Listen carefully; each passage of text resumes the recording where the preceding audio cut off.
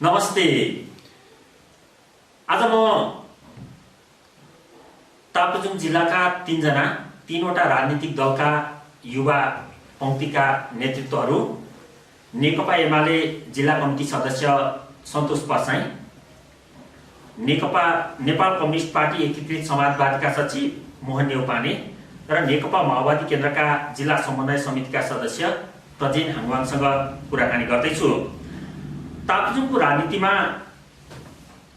राजनीतिमा युवा पुस्ताको जिम्मेवारी र भूमिका कस्तो रहेको छ, कस्तो रहनुपर्छ र भविष्यमा कस्तो रहन्छ, म यसै विषयमा कुराकानी गर्दैछु।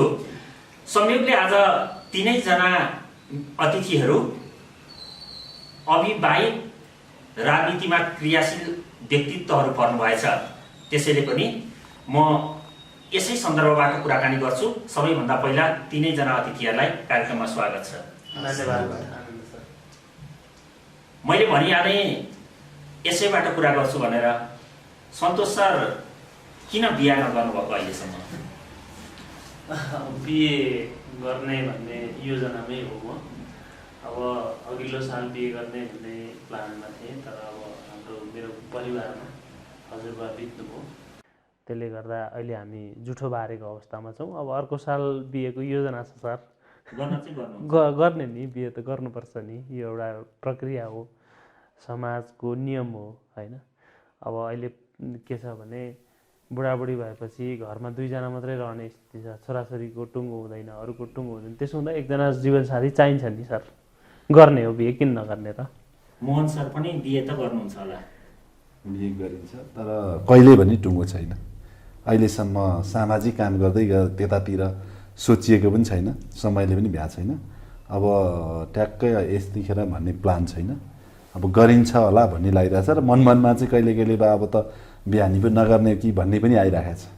घरमा कतिको सोध्नुहुन्छ बिहा किन नगरेको, कहिले गर्ने भनेर? किनभने बुवा आमालाई चाहिँ सबैभन्दा ठुलो चिन्ता छोराछोरीले विवाह गर्दै हुन्थ्यो बेलामा भन्ने हुन्छ अरे। अब मेरो आफ्नो बुझाइ चाहिँ के भन्दा बिहे गर्ने भन्ने कुरा चाहिँ के भन्दाखेरि एकजना मान्छेले मैले मात्र बिहा गर्छु भनेर पनि हुँदो रहेछ। त्यसो भइसकेपछि बुवा आमालाई अथवा परिवारका अरू सदस्यहरूलाई पनि चिन्ताको विषय हुन्छ होला। मलाई खास त्यस्तो धेरै किचकिच पनि छैन। उहाँहरूले अब चाहिँ बुवा आमाले कहिले कहिले के भन्नुहुन्छ भने अब हामी भन्दैनौँ, एकचोटि भनिहाल्यौँ, अब उनीहरूले मन लागे गर्छन् भन्नु पनि भएको छ। त्यसो भएकाले गर्दा अहिले चाहिँ सामाजिक कामले पनि, विशेष गरी अलिक सामाजिक काममै व्यस्त भएका कारणले पनि होला, मलाई त्यस्तो पनि लाग्छ। नभएको भए सकिन्थ्यो होला। बिहे गर्नलाई पनि समय चाहिँ चाहिँदो रहेछ, समय छुट्याउनु पर्दो रहेछ। यो समय चाहिने नै रहेछ, समय बिना हुने रहन्छ। हरेक कुरालाई समय त चाहिन्छ, तर पनि बिहा गर्ने कुरालाई पनि समय चाहिँ चाहिन्छ। प्रजिन सर, बिहे गर्दा कस्तो मान्छे खोज्नुहुन्छ? पहिलो कुरा त खै यो बिहेको सोच नै बनाएको छैन। बिहे गरिरहँदाखेरि चाहिँ कम्तीमा पनि परिवार चाहिँ हेर्न सक्ने खालको सामाजिक रूपमा चाहिँ अब हामी जस्तो सामाजिक मान्छे, राजनीतिक मान्छेले अब त्यही तरिकाले चाहिँ बुझिदिने मान्छे भए राम्रो हुन्छ भन्ने त स्वभावैले अब चिन्ता हुन्छ। बिहे चाहिँ गर्नुहुन्छ? बिहे त अवश्य हुन्छ होला। कति समय पर्खिनु पर्ला जन्ती जान? त्यो त ठ्याक्कै त भन्न सकिँदैन, तर पनि अब कुनै दिन हुन सक्छ होला भन्ने यो सम्भावना मात्रै हो। नहुने कुरा पनि हुँदैन फेरि होइन, हुन चाहिँ हुन्छ। अब जन्ती जाने मिति चाहिँ ठ्याक्कै अब अहिले फिक्स भएको छैन। मैले अर्को तपाईँहरूसँग यो बिहेको कुरा किन पनि सोधेको भने कतिपयको चाहिँ राजनीति गर्ने क्रममा म यो खुड्किलोमा पुगेपछि, यो ठाउँमा पुगेपछि बिहे गर्छु भन्ने हुन्छ। तपाईँको त्यस्तो उद्देश्य छ कि छैन? मेरो त फेरि त्यस्तो त छैन। यो अहिलेसम्म बिहे नगरी बसेको कारणले अब धेरै पारिवारिक रूपमा अब सामाजिक रूपमा चाहिँ दबाब त आउँछ नै, तर पनि अब यसै गर्ने, यही खुड्किलामा पुगेर अथवा यही चाहिँ अब उपलब्धि प्राप्त गरिसकेपछि गर्ने भन्ने सोच चाहिँ छैन। मोहन सर, वडा अध्यक्ष हुनुभयो, नगरपालिकाको प्रवक्ताको जिम्मेवारी पनि पाउनुभयो। अब यहाँभन्दा माथि उपमेयर, मेयर, नगरपालिकाकै कुरा गर्दा त्यस्तो जिम्मेवारीमा पुगेर गर्ने भन्ने छ कि? मैले यही समयमा यहाँ पुग्छु र बिहा गर्छु भन्ने योजना छैन।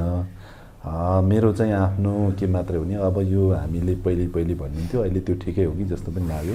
किन भन्दा यो जुर आउनुपर्छ भन्ने पनि छ नि हाम्रो एउटा परम्परा संस्कार।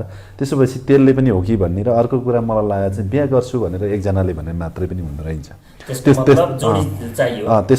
भइसकेपछि कन्या त्यसका लागि तयार हुनुहुन्छ भने म तयार छु होइन, त्यो पनि हुँदो रहेछ। र अर्को कुरा फेरि एउटाले मात्रै बिहे गर्ने कुरा पनि होइन रहेछ। त्यसो भएकाले गर्दा मैले गर्छु भनेर मात्रै पनि भएन। त्यसो हुँदाखेरि अर्को कुरा के भन्दाखेरि अब चाहिँ हामी र हाम्रो अहिलेको एक हिसाबले भन्यो नि, अघि मैले समयको कुरा पनि जोडिरहेको थिएँ। किनभने हामी आफ्नै काम र भनेको सामाजिक काममै धेरै व्यस्त पनि छौँ। त्यसो भएकाले बिहा गर्ने यी कुराहरूमा पनि सोचेर भएको भए हुन पनि सक्थ्यो होला। त्यो भएकाले पनि हो। र म यही पदमा पुग्छु या म यही ठाउँमा पुगेर मात्र बिहा गर्छु भन्ने चाहिँ त्यस्तो कुनै योजना अथवा त्यो अठोट भनौँ न, त्यो खालको चाहिँ सोच छैन अहिलेसम्म। सन्तोष सर, एकजनाले के भन्नुहुन्थ्यो भने मैले पहिला यसरी नै किन बिहे नगर्नु भएको भन्दा लक गर्दा फोनको ब्याट्री सकियो, रिचार्ज सकियो, कुरा सकिएन, त्यसले गर्दा पनि ढिलो भयो भन्नुहुन्थ्यो। तपाईँको पनि त्यस्तो हो कि होइन? अब यो मलाई चाहिँ के लाग्छ भने मेरो आफ्नो पर्सनल कुरा गर्दा म त्यति धेरै हतारमा छैन होइन। म अब एउटा समय पढियो 23-24 वर्षको उमेरसम्म होइन।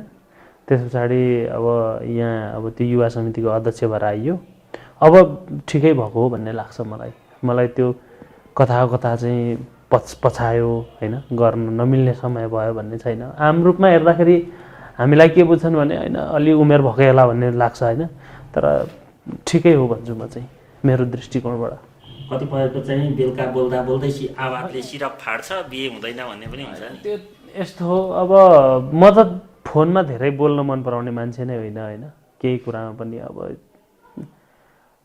बरु पढ्ने हो, लेख्ने हो होइन, अरू हेर्ने हो। मलाई त्यो यस्तो धेरै छैन। यो चाहिँ जनप्रतिनिधि हुँदा राजनीति गर्दा राजनीतिको एउटा पाटो चाहिँ धेरै मान्छेको धेरै प्रश्नको जवाफ दिनुपर्ने, बिहे किन नगरेको भनेर प्रश्नहरू पनि धेरै आउँछन् नि होइन तपाईँहरूलाई? कतिको आउँछन् प्रजिन सर? होइन, यो त आउँछ फेरि चाहिँ अब ग्रामीण क्षेत्रमा गाउँघरमा जाँदा पनि अब चाहिँ पारिवारिक रूपमा पनि सामाजिक रूपमा पनि देखि लिएर चाहिँ साथीभाइहरूले पनि यो चाहिँ यो बिहे पनि एउटा जीवनको पाटो हो भनेर चाहिँ अब उच्च रूपमा दबाब त आउँछ नै। मोहन सरलाई कतिको आइरहेछ? दबाब त धेरै नै हुन्छ मान्छेले। किन भन्दा अब मेरो त तपाईँहरूको बिचमा भन्नु पनि पर्छ, कतिपय साथीहरूले अलिक अगाडि जिस्क्याउनु पनि हुन्थ्यो। म जनप्रतिनिधिमा वडा अध्यक्षमा उठ्दै गर्दा उहाँले के भन्नुहुन्थ्यो नि, अब कतिपयले चाहिँ मत आइसके पछाडि यो चाहिँ अविवाहित भएका कारणले पनि कतिपयले आश गरेर पनि बढी मत हाले भन्ने पनि हुन्थ्यो के। अनि यस्तो खालको पनि कुरा आउँथ्यो। किन भन्दा साथीभाइले र एक हिसाबले भन्यो भने हामी हाम्रो समाज हाम्रो पारिवारिक हिसाबले भन्ने हो भने र सबै हामी समाजभन्दा बाहिरका त मान्छे होइनौँ। त्यसो भएकाले गर्दा एक खालको दबाब चाहिँ आउँछ। अब एक हिसाबले कहिले साथीभाइले अथवा वडाकै बुवा आमा, हजुरबा हजुरआमा होइन, आफन्तले के भन्दाखेरि अब र धेरै अहिलेको भनेको चाहिँ तपाईँ जनप्रतिनिधि हुँदै गर्दा वडा अध्यक्ष हुँदै गर्दा चाहिँ जन्तीजना पाइयोस् भनेर पनि भन्नुहुन्छ होइन। त्यसो भएपछि यो पनि एउटा एक हिसाबले भने दबाबै हो भन्ने मैले आफूले बुझेको छु र त्यो हिसाबले चाहिँ आउँछ। ब्राह्मण संस्कारमा चाहिँ आफूले बिहे नगर्दा आफूभन्दा मुनिको पुस्तालाई बाटो छेक्यो भन्ने पनि हुन्छ नि। त्यो पनि छ, तर ममा चाहिँ त्यस्तो छैन। छेक्नु त भएको छैन। ठिकै छ। खैर अब यो चाहिँ यो सामाजिक रूपमा धेरैले सोधिने, धेरैले सोध्न खोज्ने, धेरै जनआवाजमा किन नगरेको भन्ने भएको हुनाले पनि मैले पनि तपाईँहरूलाई यो सुरुवातमा यो प्रश्न गरेँ। अब ताप्लेजुङको राजनीतिमा युवा पुस्ताको जिम्मेवारी र भूमिका, अधिवेशन सम्पन्न भएपछि युवा पुस्ताहरू कतिको आउनुभयो, जिम्मेवारी ठाउँमा कतिको आउनुभयो सन्तोष सर? नेकपा एमालेको कुरा गर्ने हो भने पदाधिकारी 2 जना युवा आउनु भएको छ। उपसचिवहरू हाम्रो मणिशङ्कर पोमु र दिपेन्द्र पोमु। जिल्ला कमिटीमा कुरा गर्ने हो भने अस्ति हाम्रो इन्चार्ज कमिटी तिलकुमार कमिटी र म गन्दै थियौँ। झन्डै 20 जना जतिको हाराहारीमा हामी 40 वर्षभन्दा कमका मान्छेहरू छौँ त्यहाँ। र अब कतिपय साथीहरू खुल्ला तर्फबाट चुनावै जितेर आउनु भएको छ। महत्त्वपूर्ण कुरा के हो भने उपस्थिति पनि एउटा कुरा हो, तर राजनीतिमा पार्टीहरूमा सङ्गठनहरूमा उपस्थिति सँगसँगै भूमिका महत्त्वपूर्ण कुरा हुन्छ। त्यसो हुँदाखेरि नेकपा एमालेको सन्दर्भमा पदाधिकारी 2 जना युवाहरू भइरहेको सन्दर्भमा र जिल्ला कमिटीमा पनि एउटा उल्लेख्य उपस्थिति युवाहरूको भइरहेको सन्दर्भमा उपस्थितिको हिसाबले म यसलाई त्यति नकारात्मक ठान्दिनँ। तर अब जिम्मेदारी र भूमिका हामी कति निभाउन सक्छौँ, कति पाइन्छ भन्ने पनि छ नि, कति पाइन्छ भन्ने पनि छ र कति जिम्मेदारी निभाउन सक्छौँ यो पनि छ। सँगसँगै भूमिका पाउने र त्यसलाई ठिक ढङ्गले वहन गर्न नसक्ने हो भने त्यसको पनि अर्थ हुँदैन। त्यसो हुँदाखेरि त्यसलाई जिम्मेदारी पुरा गर्ने सन्दर्भमा हामी अब्बल साबित हुन्छौँ कि हुँदैनौँ भन्ने चाहिँ अब प्रश्न चाहिँ छ। प्रजिन सर, तपाईँहरूकोमा कतिको हुनुहुन्छ युवा पुस्ता?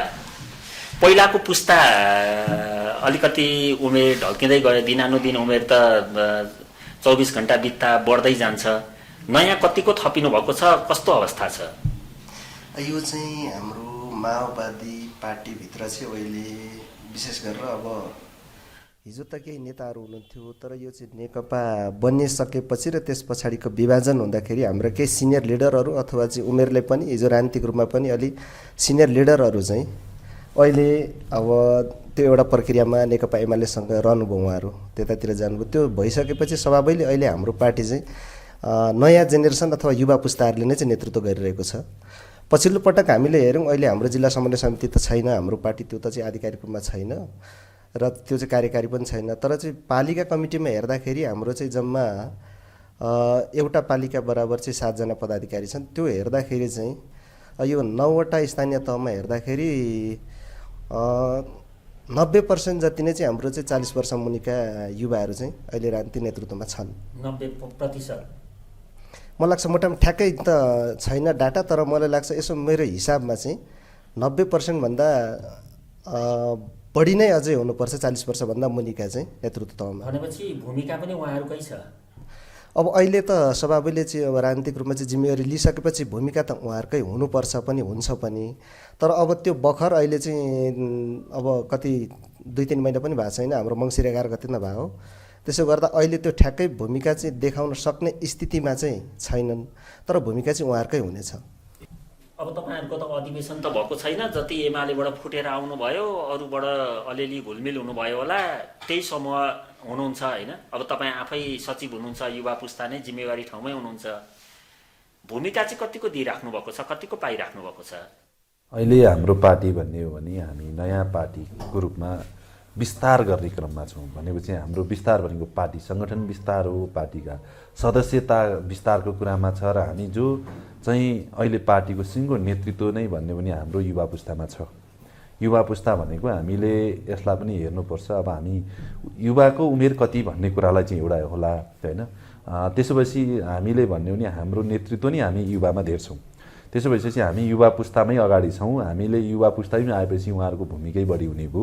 अब एक हिसाबले भन्यो भने अहिले हाम्रो पार्टीमा भनौँ नेतृत्वमा त जो बढी के अरे पार्टी सदस्यता उनीहरू नै हुने भइहाले। त्यसो भएकाले गर्दा हामी एक हिसाबले भन्यो भने युवा पुस्ताहरूले हामीलाई आरोप पनि लागेको छ। अहिले तपाईँहरूको बिचमा यहाँ भन्नुपर्छ, हामीले के आरोप लागेको छ नि, यी हिजो अस्तिका फुच्चीहरू लागेको पार्टी कहाँबाट चाहिँ के अरे यो पार्टी बन्छ, यिनीहरूले के हुन्छ भन्ने पनि छ। त्यसो मतलब के भन्दाखेरि होइन, अब हामी त्यसो भन्दा मैले के मात्रै भने नि उहाँहरूले भनेको हामीलाई युवा देखेरै भने हो नि त। त्यसो भन्नुको कारण के नि भर्खरका लागे, यसले गर्दा चाहिँ भर्खरका भएका मान्छेले गर्दा पार्टीमा चाहिँ लाग्नु पर्दैन अथवा यिनीहरूले के गर्छन् र भन्ने पनि परेको छ। तर त्यस्तो भन्दा पनि प्रमुख कुरा भनेको राजनीतिक पार्टीले उठाएको विचार के छ भन्ने कुरा हो। आजको सन्दर्भमा उनीहरूको विचार के छ, त्यो विचारले कति गाइड गर्न सक्छ, विचारले कति निर्देशित भएर जान सक्छ र कति जनताको बिचमा लान सक्छ, यो कारणले पार्टी बन्ने नबन्ने हो। र अर्को कुरा भूमिकाको विषयमा भनेको जो मान्छे चाहिँ बहुसङ्ख्यक हुन्छ उहाँहरूको जिम्मेवारी छ। त्यो जिम्मेवारीमा त युवा पङ्क्तिलाई चाहिँ हामीले के भन्ने भन्दा युवा पङ्क्तिलाई नदिएर ज्येष्ठ भनौँ न 60 वर्षभन्दा माथि क्रस भएका मान्छेलाई हामीले बढीभन्दा बढी भूमिका दियौँ भने त्यतिखेर के हुन्छ भने त्यो युवा पुस्ता चाहिँ ओझेलमा पर्छ। त्यसो भएकाले गर्दा हिजो मैले पनि पार्टीमा लागिराख्दा कतिपय ठाउँमा चाहिँ के भन्दा यो भर्खरको युवा हो, यसलाई दिनु हुँदैन भन्ने, अथवा यो भर्खरको मान्छे छ यसले चाहिँ केही चलाउन सक्दैन होला भनेर हामीले त्यसलाई बाइपास गर्यौँ भने त्यो भूमिकाबाट वञ्चित गरेको हुन्छ। तर उहाँलाई भूमिकै नदिने भने अहिले हामीले छलफल र बहस गर्ने भन्दा कसैलाई भूमिकै नदिने भने जिम्मेवारी मात्रै राखेर त उसको कुनै भूमिका निर्वाह गर्न पाएन भने ऊ कसरी अगाडि बढ्न सक्छ। त्यसपछि हरेक मान्छे युवालाई के भन्दाखेरि अथवा युवा मात्रै नभनौँ हरेक मान्छेले जहाँ हुन्छ त्यसको भूमिका त निर्वाह गर्नुपर्छ। हाम्रो कहिले कहिले के छ भने पद दिएको छ भने तर त्यस पछाडि पदका वरिपरि पनि उसले भूमिका निर्वाह गरेनन् भनेर हामी युवाहरूले त अझ धेरै भन्ने हो नि राजनीतिक हिसाबले सिक्ने कुरा बढी हो, हामीले सिक्ने कुरा बढी हो र हामीले त्यसलाई गर्दा र सिक्ने र समन्वय गरेर जान सक्यौँ भने जस्तो पनि काम गर्न सकिन्छ, गर्न सक्छन् र आज गर्ने भनेको युवाहरूले नि हो। हामी त्यो मान्यताबाट छौँ र हामीले के भन्दाखेरि युवा साथीहरूलाई जिम्मेवार र वञ्चित गर्ने छैन अहिले। त्यसो हुँदा सन्तोष सर, युवाले भूमिका पनि पायो, जिम्मेवारी पनि पायो, साँच्चै काम गर्न सक्ने क्षमताका युवाहरू कति छन्? जिम्मेदारी दिएपछि काम गर्न सक्छन् युवाहरूले। कतिपय जिम्मेवारी खोज्ने तर भूमिका क्षमता भन्ने कुरा चाहिँ सँगसँगै विकास हुने कुरा पनि हो, विकास गर्नु पनि पर्छ। जस्तो हाम्रो सरोज एबेङ अध्यक्षज्यू फक्तालुङ गाउँपालिकाको अध्यक्ष, उहाँ 29 वर्षको हुँदा गाउँपालिका अध्यक्ष हुनुभएको। यो केटो छिटोले चलाउँछ के भन्ने थियो नि त। तर आज हाम्रो पार्टीको ऱ्याङ्किङमा कुरा गर्ने हो भने एउटा राम्रो जनप्रतिनिधि हो आज। म दावाका साथ भन्छु, यदि भोलि युवाहरूले ठाउँ पायो भने त्यसै गरी चलाउन सक्ने जनप्रतिनिधि चलाउन सक्ने, पार्टी हाँक्न सक्ने, काम गर्न सक्ने, योजना बनाउन सक्ने युवा हाम्रो पार्टीमा प्रशस्त छन्, हाम्रो समाजमा प्रशस्त छन्। त्यसो हुँदाखेरि मलाई के लाग्दैन भने उदाहरण चाहिँ एउटा मात्रै हो। यस्तो नि त, अहिले चाहिँ चुनाव जितेर आएका युवाहरू पनि त टिका लगाएर ल्याइदिएको त होइन नि त कसैले। यतिका नेकपा एमालेका चाहिँ 635 जना चाहिँ पार्टी प्रतिनिधिहरूले चाहिँ यिनीहरूले पार्टी चलाउँछन् भनेरै जिम्मेवारी दिएको हो नि त। अब भोलि चुनाव हुँदैछ, हामी कति युवाहरूलाई जनप्रतिनिधिको रूपमा बनाउन सक्छौँ त्यो भोलिको कुरा हो। तर अहिले पार्टीको सन्दर्भमा पनि त जस्तो 2 जना उपसचिव त चुनाव जितेरै आउनुभएको। युवा भयो भने धेरै परिवर्तन आउँछ, धेरै ल्याउँछन् भन्ने चाहिँ छ। तर प्राय युवाहरू चाहिँ पिछा लाग्नु नै बन्दा रहेछन्, बन्नु हुँदो रहेछ होइन? यस्तो त्यो त केलाई पिछा लागु भन्ने चाहिँ हुन्छ राजनीतिमा। हेर्नुहोस्, विचार चाहिँ कसै न कसैको त अब लिनै पर्छ। अब सामिप्यताको कुरा गर्नुहुन्छ भने तपाईँको यो चाहिँ बहुलवादी समाजमा कसैलाई कसैको विचार मन पर्ला, कसैलाई कसैको विचार मन पर्ला। त्यसो हुँदा ऊ अलिकति बढी एका पक्ष नजिक होला, अर्को अलिकति बढी एका पक्ष नजिक होला, त्यसलाई चाहिँ तपाईँको पछाडि लागेरै हिँडेको भन्न मिल्दैन। सँगसँगै के हो भने युवाहरूले आलोचनै गर्न छोड्यो, सबै गलत कुरालाई पनि ठिक भन्न थाल्यो, भोकेरै हिँड्न थाल्यो भने त्यो चाहिँ पिछा लागु हो। तर आत्मआलोचनासहित कसैलाई समर्थन गर्छ भने त्यसलाई पिछा लागु भन्नु हुँदैन। रचिन सर, धेरै युवाहरूले आवाज उठाउँछन्, वास्तवमा जायज कुरालाई जायज भन्ने, नाजायजलाई नाजायज भन्न सक्नुपर्छ युवा पुस्ताले, युवा पङ्क्तिले भन्ने पनि छ। तर तपाईँको पार्टीमा हेऱ्यो भने नेतृत्वले जे कुरा भन्छ त्यसको प्रतिवाद युवा पङ्क्तिले गरेको देखिँदैन, गर्दैनन्। त्यो किन नगरेको? आवश्यक नभएर कि क्षमता नभएर? होइन, यसमा त अहिले यो नेतृत्वको म अलिकति यसमा चाहिँ अलिक परसम्म जान चाहन्छु। म यो चाहिँ एउटा समाजको चाहिँ उत्पादन हो, यो एउटा चाहिँ समाजमा हाम्रो चाहिँ सामाजिक रूपमा हुने चिन्तन पनि हो। जस्तो अहिले हाम्रो समाजले के छ भन्दा हिजोदेखि चाहिँ त्यो सामन्ती चिन्तन भएको कारणले अथवा चाहिँ म प्रति केन्द्रित हुनुपर्छ भन्ने धारणा चाहिँ हाम्रो समाजमा छ। त्यही समाजबाट हुर्केका हाम्रो पार्टीका नेताहरू पनि छन् र ती पार्टीका नेताहरूले स्वभावैले के गर्छन् भन्दा युवा पुस्ताहरू चाहिँ मेरो पछि भइदिए हुन्थ्यो भन्ने उहाँहरूको चाहिँ हुन्छ। र चाहिँ एउटा चाहिँ कम्युनिस्ट पार्टीमा के पनि हुँदो रहेछ भन्दा चेन अफ कमान्डको कुरा गर्ने र नेतृत्वले जे भन्छ त्यो कुरा मान्नुपर्ने। तर हामी चाहिँ तपाईँले जुन भन्नुभयो त्यो त्यस्तो मलाई लाग्दैन, किनकि हामीले चाहिँ हाम्रो नेतृत्वहरूले जे भन्छन् त्यो विधिमा आउने कुरा, नीतिमा आउने कुरा, सिद्धान्तमा आउने कुरा त्यो सही हुन्छ। तर व्यक्तिको प्रविधिसँग चाहिँ अब हामी चाहिँ मिल्न सक्दैनौँ। तर जो व्यक्तिले मिल्न नसकेर प्रतिवाद गरेको केही छन् होइन, अहिलेसम्म अब मै आफै पनि अलिकति चाहिँ हेर्दाखेरि चाहिँ अलिक शान्त जस्तो, तर चाहिँ अब नीति विधि सिद्धान्तमा त म अलिक विद्रोही नै हो। फेरि हेर्नुहोस्, पार्टीभित्र हाम्रो लिडरहरूले त्यसरी चाहिँ निरङ्कुशता लाद्न खोज्यो भने हामी चाहिँ के हो भन्दा यो पार्टी भनेको चाहिँ वाद विवाद र संवाद अथवा मार्फत चल्ने हो। यहाँ चाहिँ हामीसँग आलोचना पनि गर्ने हो, आत्मआलोचना पनि गर्ने हो। त्यसो गर्दा चाहिँ नेतृत्वको चाहिँ खराब काम अथवा चाहिँ नेतृत्वको खराब प्रविधिप्रति त हामी चाहिँ सकारात्मक आलोचना गर्छौँ नि, त्यसप्रति चाहिँ नेतृत्व सचिनुपर्छ। अब हिजोको जस्तो चाहिँ परम्परागत चाहिँ पञ्चायती राजनीति जस्तो अहिले पनि नेतृत्वहरूले चाहिँ त्यो खोज्नुहुन्छ भने अहिलेको यो चाहिँ 21औं शताब्दीको चाहिँ विचारसहितको राजनीतिमा त त्यो सम्भव हुँदैन। त्यो त नेतृत्व भ्रममा छ क्या। त्यो चाहिँ उहाँले के भन्नुहुन्छ भने यो युवाहरू मेरो पक्षमा छन् भन्ने उहाँलाई त्यो भ्रम मात्रै पर्छ।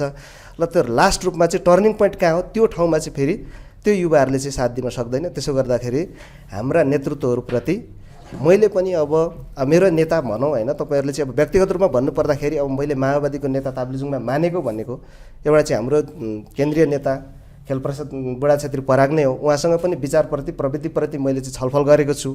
हाम्रो विजय किराँती नेता हो, उहाँसँग पनि मैले यो विषयमा चाहिँ सकारात्मक आलोचना उहाँहरूको गरेको छु। त्यसो गर्दाखेरि हामी नेतृत्वहरूले जे भन्छन् त्यसको पक्षमा लाग्नेवाला छैनौँ, तर विचार नीति सिद्धान्तको पक्षमा हामी अडिग छौँ। मोहन सर, अहिलेको अब एकदमै चर्चाको विषय, जल्दो बल्दो विषय, सबैले हुनुपर्छ हुनु पर्दैन भनेको विषय, तपाईँ ताप्लेजुङको नेकपा यसको जिल्ला कमिटीको सचिव, स्थानीय तहको निर्वाचन वैशाखमा अथवा निर्धारित समयमा हुनुपर्छ कि पर्दैन? अब यो हाम्रो आवधिक निर्वाचनको कुरा हामीले संविधानमा भनेको समयमा निर्वाचन, हरेक निर्वाचन हुनुपर्छ। यो स्थानीय तहको मात्र होइन, हामीले एक कार्यकाल काम गरिसकेपछि अर्को कार्यकालको हुनुपर्छ। र मलाई अझ भन्नुहुन्छ भने संविधान बनाउँदै गर्दाखेरि त यो निर्वाचन त कस्तो हुनुपर्थ्यो भन्दाखेरि ट्याक्कै यतिखेर भन्ने डेट तोक्नु पर्थ्यो भन्ने हो। मलाई भन्ने हो भने पछिल्लोचोटि मलाई लागेको होइन, हाम्रा नेताहरूले खेल्न पाउँदैनन्, हाम्रा नेताहरू स्वार्थमा बिग्रिए, आज पार्टीहरू विभाजन हुन थाले, यस्तै कुराले हो नि त, यस्तै कुराले संविधानमा नभएका कुराले गर्ने। अनि आफूले र अर्को कुरा, म आफू जनप्रतिनिधि भएकोले पनि म आम रूपले भन्छु, हामी के रहेछौँ भन्दाखेरि म अहिले स्थानीय तहको एउटा सरकारकै मान्छे हो नि त। म यहाँ हेर्दा पनि हरेक कानुनहरू हेर्छु, किन भन्दाखेरि यी कानुनमा हरेक ठाउँ खेल्ने ठाउँ बनाइराखेको हुन्छ कि किन बनाउने त? यो मैले किन बनाउने भन्दाखेरि र हामी जो मान्छेले हामीले कानुन बनाएका हौँ, र अर्को हाम्रोमा समस्या के आयो भन्दाखेरि त्यो कानुनलाई आफ्नो पार्टीको अनुसार प्रयोग गर्ने चलन आयो कि हाम्रोमा अहिले हामीले मुलुकको संविधान पनि एउटा पार्टीको हिसाबले त होइन नि, यो त मुलुक चलाउने गरेको संविधान त सबैले एक ढिका भएर भन्नु पर्यो नि। मलाई अचम्म लाग्छ, हाम्रा विज्ञहरू, हाम्रा संविधान विदहरूको कहिले बहस हुन्छु कि म, उहाँहरूको बहस के भन्दाखेरि एउटा दृष्टिकोण भएको मान्छेले भनिदिन्छ, राम्रो मान्छेले भनेको कुरा पनि यो त फलानुको मान्छे हो नि त, फलानु पार्टी आबद्ध हो, त्यसले त्यो बोल्यो भन्ने। तर हामीले के भन्दाखेरि हाम्रो मुलुकको अहिलेको स्थानीय तहको निर्वाचन समयमा हुनुपर्छ, तर समयसँग र यहाँ संविधानसँग बाजिएका केही ऐन नियम कानुनहरू छन् भने त संशोधन गर्नु पर्यो नि। त्यसो भएदेखि अहिले हामीले के भन्दाखेरि म तपाईँहरूको बिचमा हामीले भन्यौँ, यो सरकारले, अहिले भएको सरकारले चाहिँ आरोप ठुलो लागेको के छ भन्दाखेरि यसले चाहिँ गठबन्धनलाई टिकाउनका लागि, गठबन्धनलाई जोगाउनका लागि निर्वाचन पर सार्दैछ भन्ने छ नि। मलाई नै भन्नुहुन्छ भने यो निर्वाचनमा त्यस्ता हामीले तथ्यसँग आउनु पर्यो कि कानुन बाजिएको छ भने तर समयमा निर्वाचन हुनु पर्यो, नम्बर 1।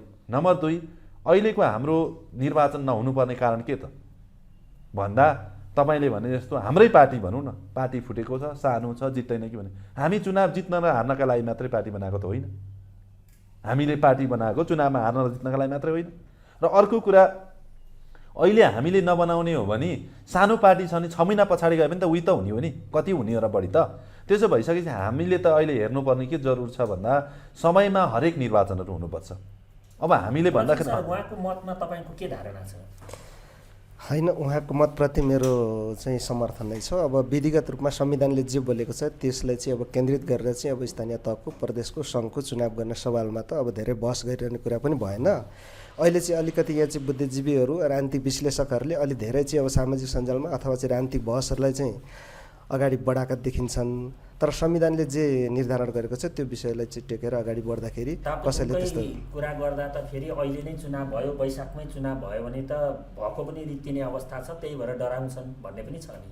होइन, यो चाहिँ माओवादीतिर भने हो कि अहिलेको जनप्रतिनिधितिर भने हो कि या चाहिँ गठबन्धनतिरको चाहिँ अब केन्द्रित छ यो, होइन?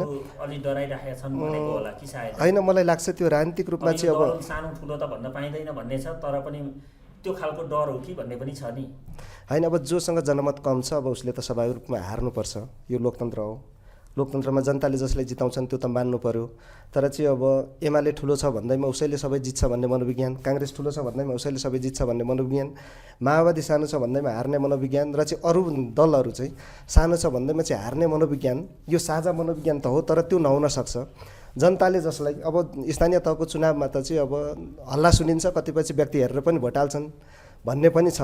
तर राजनीतिक रूपमा मेन स्ट्रिमबाट त बाहिर जाँदैन होला। तर अब माओवादी चाहिँ चुनावमा हार्छ अथवा साना दलहरू चुनावमा हार्छन्, अब त्यो तरिकाले चाहिँ अहिले चाहिँ यो वैशाखमा अथवा जेठमा चुनाव गर्नु हुँदैन भन्ने कोण त त्यो त पार्टीको व्यक्तिको निश्चित नेतृत्वहरूको स्वार्थको कुरा हो। तर मेरो कुरा संविधानले त त्यो भन्दैन होला।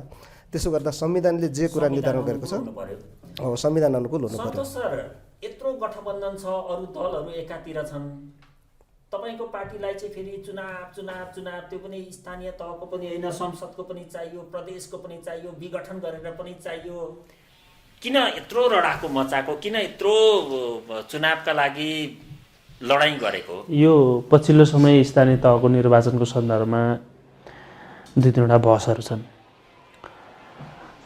स्थानीय तहको कार्यपालिकाको अधिकारको कुरा चाहिँ, कार्यपालिकाको चाहिँ अवधिको कुरा संविधानको धारा 215 र 16 मा छ र गाउँसभा र नगरसभाको कार्यकालको कुरा चाहिँ 225 मा छ। अहिले भएको विवाद चाहिँ के हो भने धारा 225 मा चाहिँ गाउँसभा र नगरसभाको कार्यकाल 5 वर्षको हुनेछ र यो 5 वर्षको कार्यकाल सकिएको 6 महिनाभित्रमा निर्वाचन गर्नुपर्ने छ भनेको। त्यो चाहिँ नगरसभाको है आनन्द सर, यो कुरामा बुझाइ छैन अलिकति। हाम्रो अहिलेको 3टा सरकारमध्ये 2टा सरकारमा चाहिँ पहिला सभाको चुनाव हुन्छ र त्यसले कार्यपालिका जन्माउँछ, जस्तो सङ्घीय संसदको चुनाव हुन्छ त्यसले सरकार बनाउँछ, प्रदेश संसदको चुनाव हुन्छ त्यसले मुख्यमन्त्री बनाउँछ। तर स्थानीय तह चाहिँ यस्तो खालको संरचना हो, यहाँ पहिला कार्यपालिकाको चुनाव हुन्छ अनि त्यसले नगरसभा र गाउँसभा बनाउँछ। त्यसो हुँदाखेरि जस्तो मिश्रित खालको परिणाम आयो कुनै गाउँपालिकामा र त्यहाँ विवाद भयो भने त विवाद भएको खण्डमा पनि 6 महिनाभन्दा बढी चाहिँ तिमीले नगरसभा र गाउँसभा बनाउनका निम्ति समय एक्सटेन्सन गर्न पाउँदैनौ है भन्ने प्रयोजनका निम्ति त्यो लेखिएको संविधानमा। तर यसको अहिले गलत व्याख्या भयो। त्यसो हुँदा गाउँपालिकाको गाउँ कार्यपालिका र नगर कार्यपालिकाको 5 वर्ष नै हो कार्यकाल र 5 वर्षभन्दा बढी उनीहरूलाई 1 दिन पनि लम्ब्याउने संविधानमा प्रावधान छैन, कानुनमा प्रावधान छैन। त्यसो हुँदाखेरि यो नगरसभा र गाउँसभा अनि कार्यपालिकाको सन्दर्भमा विवाद भएको हो। हामीले किन चुनाव चाहेको भने लोकतन्त्रको एउटा सुन्दर पक्ष के हो, आवधिक निर्वाचन हो।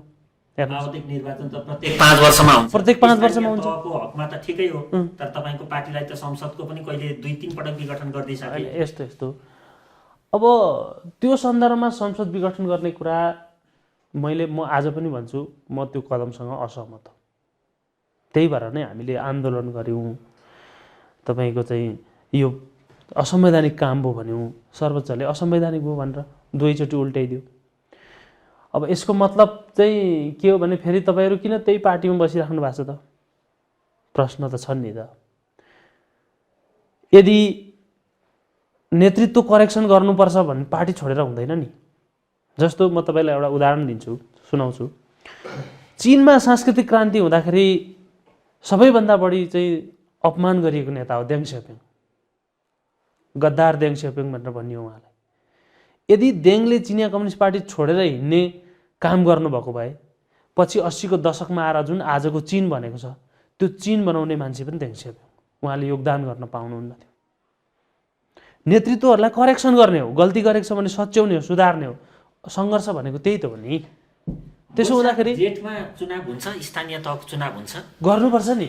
हैन गर्नुपर्छ भन्नेमा त सबै सहमत, उहाँहरू पनि सहमत हैन।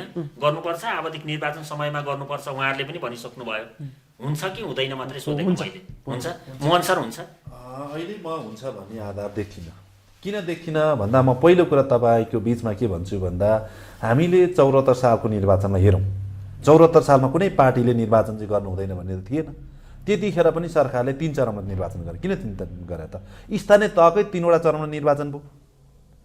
हामीले वैशाख 31 मा भोट हाले जनताले, असार 14 मा हाले, त्यस पछाडि गएर चाहिँ असोज 3 गते भोट पनि किन भयो त? भनेपछि एकै चरणमा निर्वाचन त सम्पन्न गर्न सकिएन।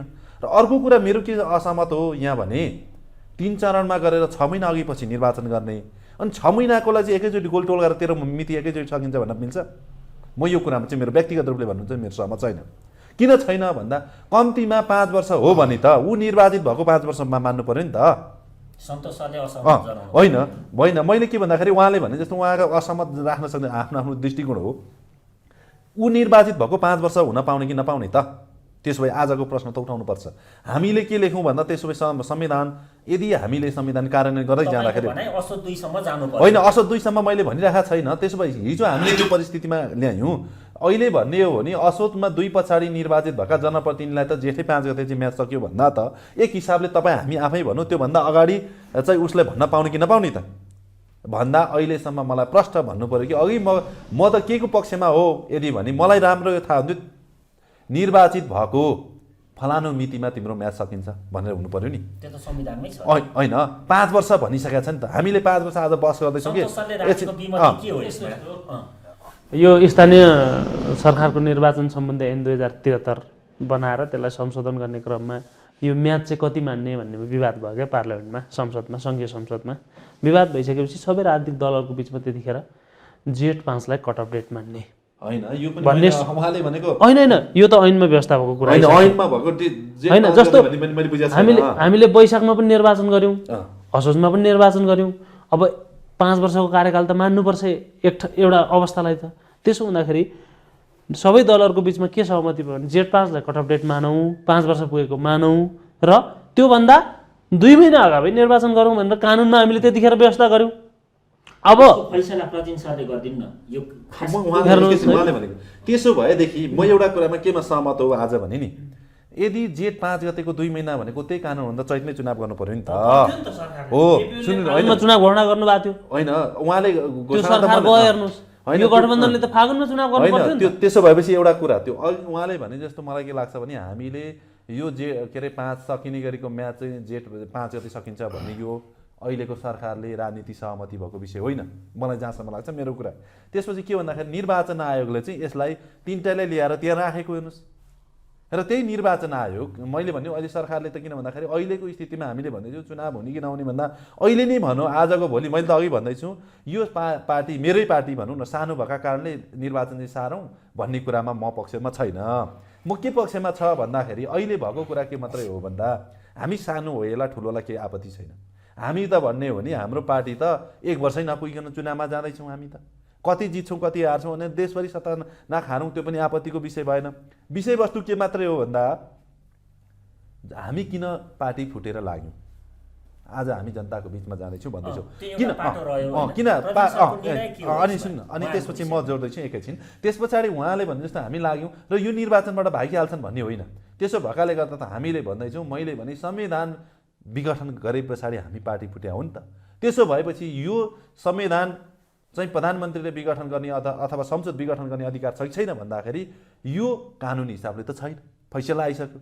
यो फेरि गरेको निर्णय के भन्दाखेरि कानुनी निर्णय होइन, यो मैले भनिरहेको छु यो राजनीतिक निर्णय हो। राजनीतिक निर्णय गरेको ठाउँमा राजनीतिक हिसाबले भन्ने हुन्छ नेकपा एमाले अब अथवा जनमत लिएर आएर फैसला गरेर चाहिँ ठुलो पार्टी बनाइछन् ठिक रहेछ भन्ने हामीले बुझ्ने हो, रहेनछ भने त गलत रहेछ भन्ने हो। त्यसैले आज नेकपा एमाले जुन कुरा चाहिँ निर्वाचन निर्वाचन निर्वाचन भनिरहेको छ नि किन भनिरहेको छ भन्दाखेरि हामी चाहिँ जितेर ल्याउँछौँ ठुलो पार्टी बन्छौँ, यिनीहरू साना भएका छन् अनि यिनीहरूलाई भन्ने मनस्थिति हो। जाउँ न जनताको बिचमा, निर्वाचनमा जाउँ न जनताका बिचमा। म दावाका साथ भन्छु म पार्टी नफुट्दाखेरि अगाडि जस्तो स्थितिमा नेकपा एमाले थियो आज त ठुलो भएको छ भन्ने उहाँले भन्नुहुन्छ। हेरौँ न त त्यतिखेर पनि करिब करिब हामीले सङ्घ प्रदेशको निर्वाचनको त कुरै नगरौँ, के अरे स्थानीय तहको निर्वाचनमा सिङ्गै लडेदाखेरि पनि हामी करिब करिब 50% जित्न सकेका थिएनौँ। कहीँ म तपाईँलाई भन्छु 1-2 मतले हारेका थियौँ होइन, कहीँ 1-2 मतले हारेको थियो नेकपा एमालेका उम्मेदवारहरू। आज त पार्टी फुटेको छ नि, यो फुटेको सन्देश पनि के जाँदो रहेछ। उहाँहरूको निर्वाचन भनेको टाइममै गरौँ, केही आपत्ति छैन, जनताका बिचमा जाउँ परीक्षण गरौँ, यसमा गरौँ। तर निर्वाचनमा जोड्दैछु निर्वाचन चाहिँ समयमा गर्नुपर्छ। आज राजनीतिक दलहरूले हामीले भन्ने हो नि समयमा गर्नुपर्छ, त्यो समयभन्दा बाहिर जानु हुँदैन। अहिले हामी विषम परिस्थितिमा पनि छौँ। मुलुक किन विषम परिस्थितिमा छ भन्दा यो कोरोनाको महामारी चलिरहेको छ। कोरोनाको महामारीका कारणले गर्दा भोलि हामीले निर्वाचनमा समयमा गर्न सक्छौँ कि सक्दैन अन्य छ। गरौँ भनेपछि गरौँ, बाना नबनाऊ। मैले किन भन्दाखेरि यो राजनीतिक दलहरू किन गठबन्धन मोह भएका अचेल सिङ्गल फाइट किन नगर्ने, किन गठबन्धन मोह हुने? अनि एउटा चाहिँ यो राजनीतिक रूपमा आफ्नो स्वार्थहरू पनि छन्, आफ्नो चाहिँ एजेन्डाहरू पनि छन्, त्यो प्रस्तुत अथवा त्यो एजेन्डालाई चाहिँ कार्यान्वयन गर्नको निम्ति पनि एउटा अब गठबन्धन मोह हुनसक्छ। अर्को कुरा चाहिँ विशेष अब चाहिँ मुद्दामा एजेन्डामा यो गठबन्धन त अहिले यस्तो हुने थिएन होला। हिजो चाहिँ अब चाहिँ हाम्रो चाहिँ पूर्व प्रधानमन्त्री केपी ओलीले चाहिँ अब संसद विघटन गरिसकेपछि प्रतिगामी र अग्रगामी भनेर चाहिँ भएको गठबन्धन अन्तर्गत चाहिँ अहिले हामी चाहिँ अग्रगामी चाहिँ एउटा गठबन्धन जस्तो अथवा चाहिँ अग्रगमनको निम्ति आन्दोलन गर्नु आवश्यक परेको कारणले यो चाहिँ गठबन्धन भयो। यो गठबन्धन भइसकेपछि अहिले यो गठबन्धनमा फ्याट्टै चाहिँ यसलाई चाहिँ होइन विघटन गर्ने पक्षमा पनि भावनात्मक रूपमा चाहिँ नेताहरू पनि छैनन्। त्यो भइसकेपछि अब कतै सामान्य चाहिँ अब आफ्नो स्वार्थहरू पुरा गर्नको निम्ति अथवा चाहिँ कुनै राजनीतिक दलले जित्नको लागि कुनै व्यक्तिले जित्नको लागि गठबन्धन मोह हुने कुरा त भइ नै हाल्यो। र यसमा पनि अब यो गठबन्धनबाट होइन दलहरूले राजनीतिक दलहरूले चाहिँ अब केही सम्भावना नभएको दलहरू त एक्लै एक्लै लडे पनि हुन्छ, तर केही सम्भावना भएको र चाहिँ अब केही अलिकति चाहिँ अब सहयोग गर्दाखेरि हुने अथवा चाहिँ विचार मिल्ने भावना मिल्ने या चाहिँ कुनै एजेन्डा विषयवस्तु मिल्ने दलहरू बिच अब गठबन्धन हुन्छ नै। अब कतिपय अहिले चाहिँ हाम्रो चाहिँ 5 दलीय गठबन्धन छ। यो 5 दलीय गठबन्धन पनि एउटा निश्चित चाहिँ अब विचारसँग पनि छ, एउटा भावनासँग पनि जोडिएको छ र मुख्य गरी हिजो चाहिँ आवश्यकताले पनि गरायो। हिजोको परिस्थितिमा त जब चाहिँ अब संविधानलाई बचाउनको निम्ति अथवा संसदलाई बचाउनको निम्ति यो आवश्यकता थियो, त्यही अनुसार यो गठबन्धन बनेर अहिलेसम्म त्यो गठबन्धनको आवश्यकता र महत्त्व अझै पनि छ। त्यसो गर्दा यो गठबन्धन मोह यही कारणले पनि रहिरहेको हुनसक्छ। सन्तोष सर, खास गरी ठुला पार्टीहरू भनिएका जसले आफूलाई ठुला पार्टीहरू दाबी गरिराख्नु भएको छ, त्यो भित्र त गुटको चरम स्थिति छ। तपाईँ पनि त्यो मध्येको एक हो, एउटा गुटबाट थोरै विजेता मध्येको एउटा विजेता तपाईँ। आगामी निर्वाचनमा गुटको खेल कतिको हुन्छ? पार्टीभित्र आन्तरिक प्रतिस्पर्धाहरू हुन्छन्। हामीले जनताको बहुदलीय जनवादलाई स्वीकारिसकेपछि जनताको बहुदलीय जनवादको चाहिँ मुख्य मर्म नै के हो भने समाजमा शासन गर्नका निम्ति जनताबाट श्रेष्ठता हासिल गरेर विजय भएर आऊ, पार्टीमा काम गर्नका निम्ति पार्टी कार्यकर्ताबाट श्रेष्ठता हासिल गरेर विजय भएर आऊ, यो मान्यता छ। अब पार्टी हाम्रो नेकपा एमाले भित्र अहिले 3टा मनोविज्ञान छन्।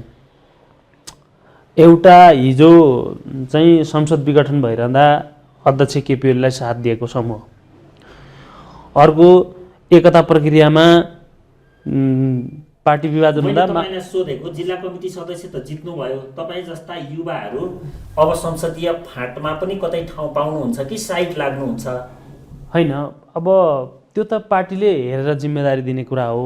मेरो व्यक्तिगत कुरा गर्नुहुन्छ भने मैले अहिले त्यतातर्फ जाने योजना बनाएको छैन, तर जो युवा साथीहरू जान चाहनु भएको छ, इच्छा व्यक्त गर्नुभएको छ, काम गर्न सक्ने सक्षम युवाहरूलाई यो तेरो टिम यो मेरो टिम भनेर त्यसको आधारमा विभेद गरिनुहुन्न, जिम्मेवारीहरू दिनुपर्छ। त्यसको निम्ति त स्वाभाविक रूपमा नेतृत्वसँग भोलि पनि छलफल बहस हुन्छन्, त्यो कुरामा लागिन्छ।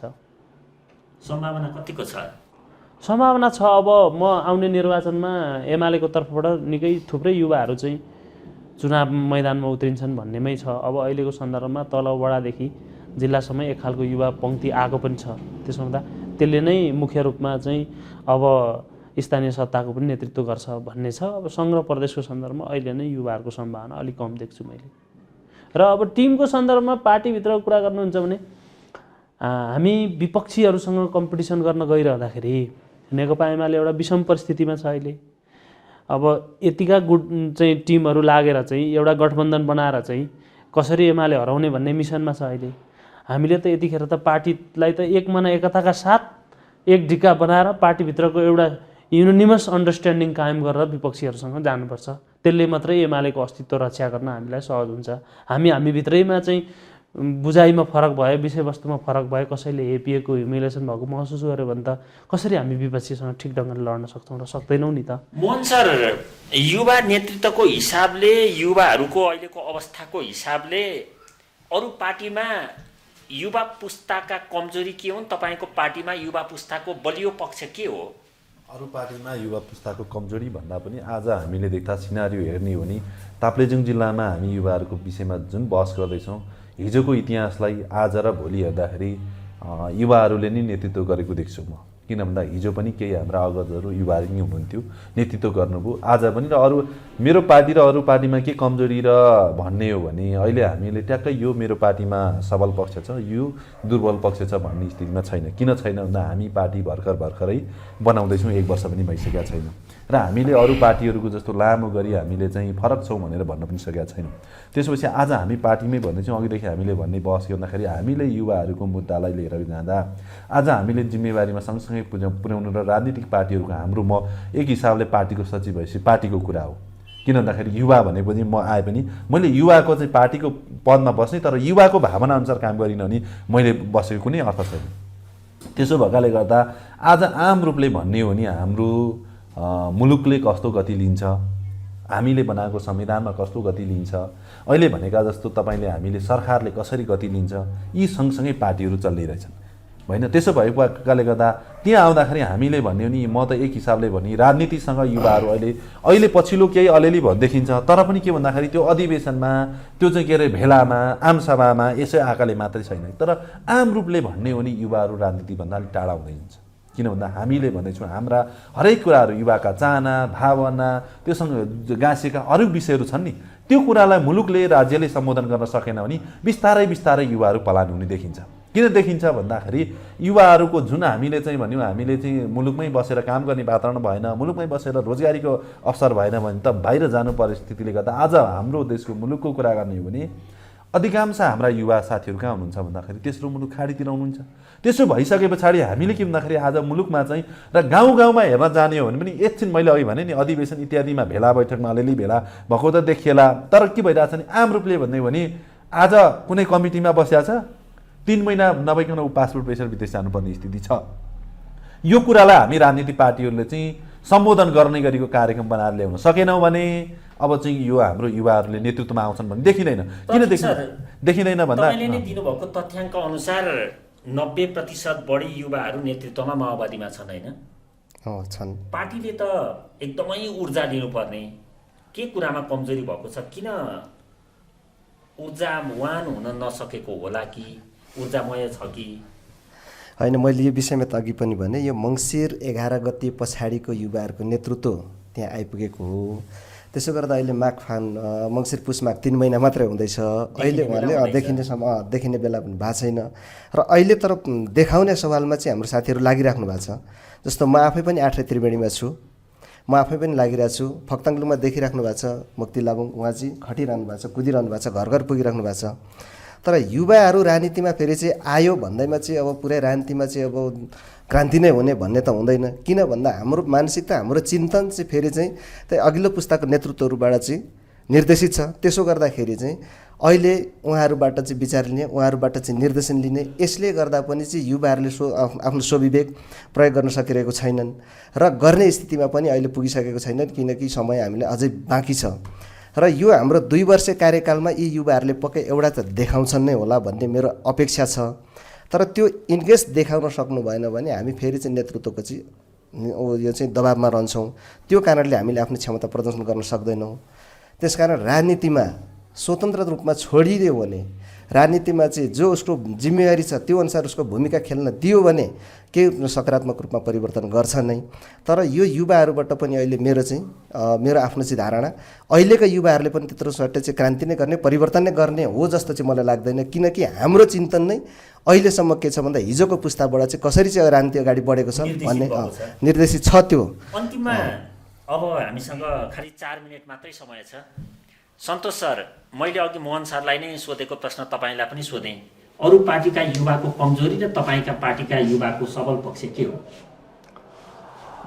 आम रूपमा युवा पङ्क्ति नेतृत्वमा आएको छ, म त्यो देख्छु। तर मलाई लाग्छ अब यो ठ्याक्कै क्याटेगोराइज भन्ने भन्दा पनि अबको समाजले खोजेको युवा नेतृत्व भनेको कस्तो भने हिजो जस्तो तपाईँले अब परिवार त्यागेर भूमिगत हिँडेर राजनीति गर्नु पर्दैन।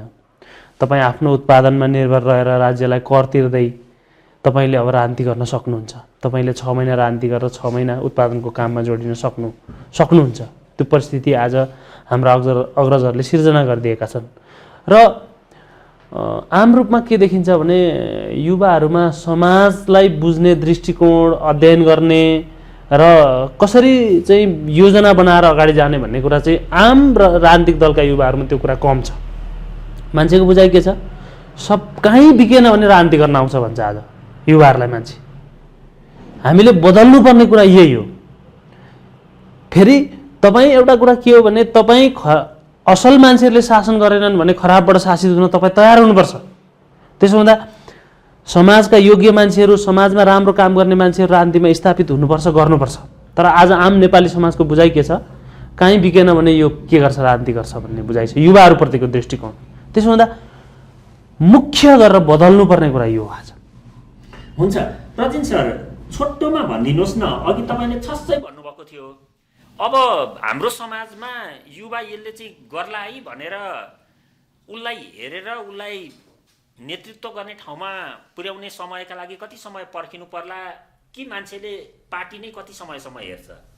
होइन, न्यूनतम रूपमा व्यक्तिले अथवा युवाले परिवर्तन गर्नको निम्ति छोटो समयमा त हुँदैन। राजनीतिक रूपमा हेर्दाखेरि तपाईँ हामी युवाहरू चाहिँ अब स्थानीय तहमा निर्वाचित भएर आयौँ भने पनि कम्तीमा 5 वर्ष त हेर्नुपर्ने हुन्छ।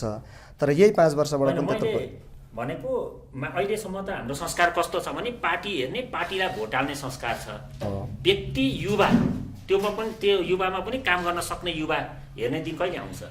त्यो चाहिँ अझै लाग्छ, मलाई लाग्छ यो चाहिँ यदि छिट्टै नै परिवर्तन भएर आइहाल्यो भने पनि त्यो 10 वर्षको टाइमभन्दा अगाडि त हुँदैन।